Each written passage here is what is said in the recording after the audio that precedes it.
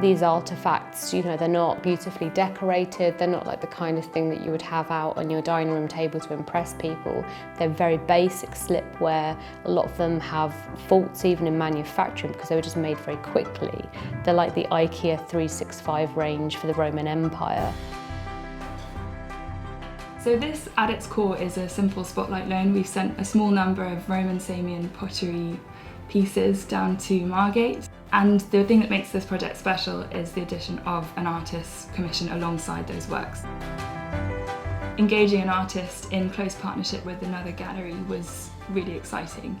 It brought another voice into the mix and literally another person into the room, and it provides another way for us to communicate with audiences. The national programme is all about reaching people across the UK who might not necessarily come to London and highlighting the immense strengths of the other collections and museums and galleries that are out there. So this particular project allowed us to send something quite special from our collection to Margate and to show how important those objects are for the local history. The pans themselves come from coast of Whitstable on what was a Roman shipwreck. What's really nice about this is that the vessels themselves are going to be located so near to where the ship went down. It's opening up Roman East Kent in a way that it hasn't been done in the past. As a local artist, Hannah is locking herself right into the local environment, and she's bringing the East Kent of today to the Roman Kent of yesterday.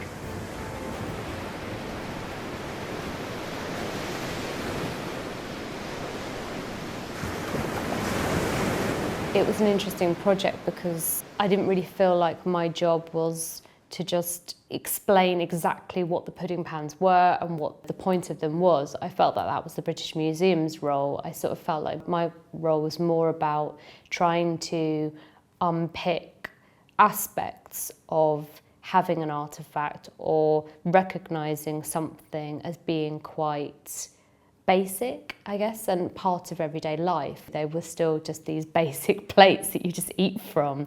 They're not to be revered in that way. I think sometimes we attach these kind of feelings to artefacts, that we put them on this pedestal and put them behind glass cases and just forget that actually these were to be used. They were just plates. They just had this basic function. They're not artworks. They're craft. They have this specific use. So she's created a mural on the wall of the exhibition space made out of wine lees. She also recreated a table set up with the remnants cast in bronze of types of food that were used and consumed at Roman feasts. So you've got kind of different types of pips and seeds that she's been to a foundry and cast, and also has plaster tablets which are mounted on the wall of the exhibition space too. I met with one of the British Museum curators, Sam Moorhead, and he sort of took me on a whistle-stop tour of Roman Kent. He had a really interesting way of grounding things for you. So he referred to these sites and the Painted House in Dover as being Roman travel lodge.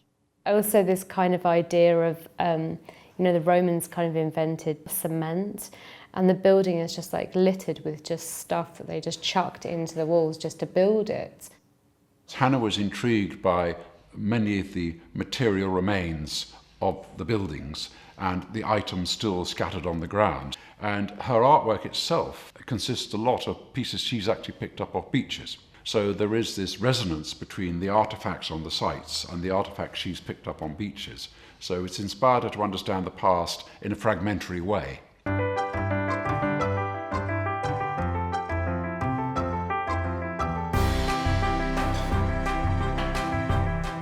And I got into this quite odd conversation with Sam and Richard about the role of wine on board the ship. Richard was like, they just drank it. Sam was kind of quite open to entertaining my theories about it being for libations, or about it being similar to how rap stars spill some drink for their dead homies. Like, he was kind of quite open to that, like, oh yeah, I'm sure, they would have been praying to Fortuna, the Roman goddess.